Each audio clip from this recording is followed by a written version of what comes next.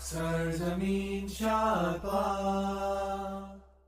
Assalamu alaikum, I'm Anar from Morocco and you're watching Moroccistani Reactions. In today's video, I'll react to a video by Reality TV. Elections, ये क्या हुआ? Election में ये कैसे हो गया? So आइए देखते हैं. Let's start the video. 1, 2, 3. Hello friends, अस्सलाम वालेकुम and welcome to reality TV. दोस्तों, कल 8 फरवरी को हमारे मुल्क में जनरल इलेक्शंस हुए. करोड़ों लोगों ने घर से निकलकर वोट्स डाले. हर किसी का पूरा हक होता है कि वो जिस भी पार्टी को सपोर्ट करे उसको वोट डाले, लेकिन वो जिस पार्टी को वोट डाल रहा है उसी पार्टी को वो वोट मिले भी, ये सबसे ज्यादा जरूरी है. लेकिन अनफॉर्चुनेटली हमारे मुल्क के इलेक्शंस में कुछ ना कुछ ऐसा होता ही है जिस पर यकीन करना भी मुश्किल हो जाता है. अब कल क्या हुआ? लोगों ने वोट्स डाले, वोट्स की गिनती हो रही थी, रिजल्ट्स भी सामने आना शुरू हो गए थे, लेकिन रात को अचानक रिजल्ट्स आना बंद हो गए. इलेक्शन कमीशन ऑफ पाकिस्तान की वेबसाइट डाउन हो गई. यहां तक कि जियो न्यूज, जो अपनी वेबसाइट पर हर हलके के लाइव रिजल्ट्स दिखा रहा था, इनकी वेबसाइट भी डाउन हो गई. अब हो सकता है कि ज्यादा लोड पड़ने की वजह से ऐसा हुआ हो, लेकिन अजीब बात तब हुई जब इलेक्शन कमीशन ऑफ पाकिस्तान बिल्कुल चुप हो गया. मतलब यार, हम 24-25 करोड़ की आबादी का मुल्क है, तो आप एटलीस्ट इतना तो एक्सपेक्ट करते हैं कि हमारा इलेक्शन कमीशन हमें बताए कि रिजल्ट्स देना बंद क्यों कर दिए गए हैं. लेकिन ऐसा नहीं हुआ. 4 से 5 घंटों तक किसी को कुछ पता ही नहीं था कि हो क्या रहा है. उम्मीदवार जो इलेक्शंस लड़ रहे थे उनको फॉर्म 45 भी नहीं दिया जा रहा था. फॉर्म 45 बहुत जरूरी होता है. हर पोलिंग स्टेशन में जब वोट्स की गिनती पूरी हो जाती है तो इस फॉर्म पर लिख दिया जाता है कि किस उम्मीदवार को कितने वोट्स मिले, कौन उस पोलिंग स्टेशन से जीता, कौन हारा. किसी भी उम्मीदवार के लिए फॉर्म 45 हासिल करना बहुत जरूरी होता है. ये एक सबूत होता है कि इस पोलिंग स्टेशन से इस उम्मीदवार को इतने वोट्स मिले हैं. लेकिन वोट्स की गिनती पूरे होने के बावजूद पोलिंग स्टेशंस पर उम्मीदवारों को फॉर्म 45 नहीं दिया जा रहा था. और दोस्तों, फिर कुछ इल्जामात लगना शुरू हुए कि जो कैंडिडेट्स रात को 30,000 40,000 की लीड से जीत रहे थे वो सुबह हार गए. ये बात शुरू हुई रावलपिंडी के एक हलके NA 55 से, जहां राजा बशारत के रात को 76,000 वोट्स थे. इनके मुकाबले में मलिक अबरार के 36,000 वोट्स थे, यानी राजा बशारत की 40,000 वोट्स की लीड थी. लेकिन सुबह कुछ अजीब हुआ. राजा बशारत के वोट्स 76,000 से कम होकर 67,000 रह गए और मलिक अबरार के 36,000 से बढ़कर 78,000 हो गए और राजा बशारत हार गए. पिंडी की एक और मिसाल NA 54 की है. आप यहां देख सकते हैं कि 84% रिजल्ट आ चुका था और अर्जा मसूद के 88,000 वोट्स थे, जबकि अकील मलिक के 38,000 वोट्स थे. यानी अजरा मसूद 84% रिजल्ट्स के तहत 50,000 वोट से आगे थी. लेकिन फिर कुछ अजीब हुआ. अगले 16% रिजल्ट्स में अजरा मसूद के 88,000 वोट्स कम होकर 73,000 रह गए और अकील मलिक के वोट्स 38,000 से बढ़कर 85,000 हो गए और ये जीत गए. एक और मिसाल पेशावर की है NA 28 की. 76% रिजल्ट्स के मुताबिक साजिद नवाज के 52,000 वोट्स थे और नूर आलम खान के 32,000, यानी साजिद नवाज को 20,000 वोट्स की लीड थी. लेकिन फिर से कुछ अजीब हो गया.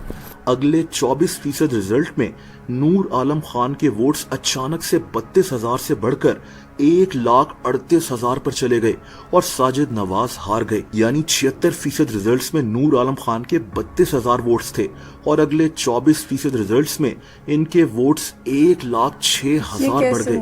यानी अजीब और हैरत अंगेज. यार देखो, हम किसी भी पार्टी को सपोर्ट करते हो, हम सबके लिए ये जानना जरूरी है कि ऐसा कैसे और क्यों हुआ. लेकिन क्या हमें इसका जवाब कभी मिलेगा? मुझे ऐसा नहीं लगता. उन्होंने बिल्कुल सही दिखाया कि ऐसे अजीब चीज़ें हुई हैं और सोशल मीडिया पे ये तस्वीरें शेयर हो रही हैं कि पहले रिज़ल्ट क्या था और सुबह जो है रिज़ल्ट कैसे हो गया. और सबसे अजीब बात तो ये है कि आज़ाद उम्मीदवारों के जो वोट्स थे, जो रिज़ल्ट था वोट्स का, वो पहले से कम हो गया बढ़ने के बजाय, क्योंकि काउंटिंग तो हो रही है. इसका मतलब है कि वोट्स अब और बढ़ने चाहिए, लेकिन वो बढ़ने की बजाय और कम हो गए हैं, सिर्फ इस चक्कर में कि दूसरे पार्टी को जिताना था और इंडिपेंडेंट उम्मीदवार को हराना था. तो उसमें जो है वो काफ़ी सवाल उठते हैं और उसमें जो है एक बड़ा क्वेश्चन मार्क जो है वो होता है कि ऐसे कैसे हुआ है और क्यों हुआ है।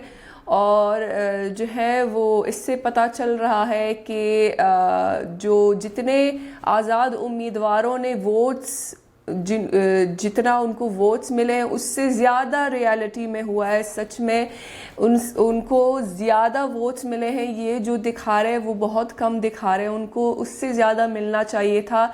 जो इसमें इस इंतखाबात में जो 2 नंबरी हुई है, उनको हराने के चक्कर में जो गलत उन्होंने वोट्स दिखाए हैं, तो रियलिटी में उनको उससे ज़्यादा वोट्स मिले होंगे।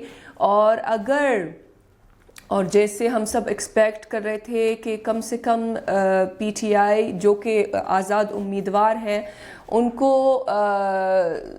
मेजॉरिटी मिलनी चाहिए और उनको जो 50% से ज़्यादा उनको सीट्स मिलने चाहिए थे, लेकिन जो है ऐसा नहीं हुआ और उनको 50% से कम सीट्स मिले हैं। मेजॉरिटी तो उनकी ही है लेकिन 50% से कम सीट्स मिले हैं सिर्फ इस चक्कर में कि मुस्लिम नून और बाकी पार्टीज़ के पास ये पॉसिबिलिटी रहे कि वो सब मिल के जो है हुकूमत बनाए। लेकिन रियलिटी में अगर ये इलेक्शंस अगर साफ़ और शफाफ होती तो आज़ाद उम्मीदवार को उससे भी ज़्यादा और कई ज़्यादा उनको सीट्स मिलने चाहिए थे, लेकिन ज़रूर उसमें कोई 2 नंबरी हुई होगी। और ये जो उन्होंने इस वीडियो में और सोशल मीडिया पे जो तस्वीरें शेयर हो रही हैं कि पहले कितने वोट्स दिखा रहे थे और बाद में कैसे कम हो गए, ये कम नहीं होने चाहिए थे, ये बढ़ने चाहिए थे, क्योंकि जो रिजल्ट्स उसमें 80% 82% के दिखा रहे थे और बाद में जब पूरे हो गए 100% हो गए, तो ये बढ़ने चाहिए थे ना कि कम होने चाहिए थे। तो बड़े सवाल जो है पैदा होते हैं कि ये आखिर कैसे हो गया है और क्यों हो गया। तो हम सबको पता है कि वो सब जो है वो पीटीआई को हराने के चक्कर में हुआ है। जो सबसे पहले उनसे बल्ले का निशान छीन लिया है और आज़ाद उम्मीदवार के तौर पे उन्होंने ये इलेक्शंस लड़े, मुख्तलिफ इंतखाबी निशान के साथ उनके लिए मुश्किलात पैदा कर लिए ताकि वो जीत ना जाए, लेकिन फिर भी जो है वो जीत गए। और उनकी अब जो कोशिश थी वो यही है कि किसी भी तरह से जो है उनको 50% से कम सीट्स मिले ताकि नवाज शरीफ और बाकी पार्टीज़ को ये पॉसिबिलिटी मिले कि वो आपस में मिलकर एक मिक्स आचार गवर्नमेंट बनाए। तो उसमें वो कामयाब हो गए और देखते हैं कि आने वाले वक्त में क्या होता है और कौन सी पार्टी हुकूमत बनाएगी। और हमारी उम्मीद यही है कि पीटीआई को बल्ले का निशान वापस मिलकर वही हुकूमत बनाए और कोई दूसरी तीसरी हुकूमत ना बने। मिक्स आचार हुकूमत तो किसी को भी नहीं चाहिए और पाकिस्तानी अवाम को मिक्स आचार गवर्नमेंट तो बिल्कुल भी नहीं चाहिए और उसके ख़िलाफ़ प्रोटेस्ट तो लाजमी होने चाहिए। सो ये थी आज की वीडियो। उम्मीद है कि आप सबको पसंद आई होगी। मिलते हैं इंशाल्लाह नेक्स्ट वीडियो में। चिल्ड्रन अपना बहुत ख्याल रखिएगा। फ़ी अमानिल्लाह।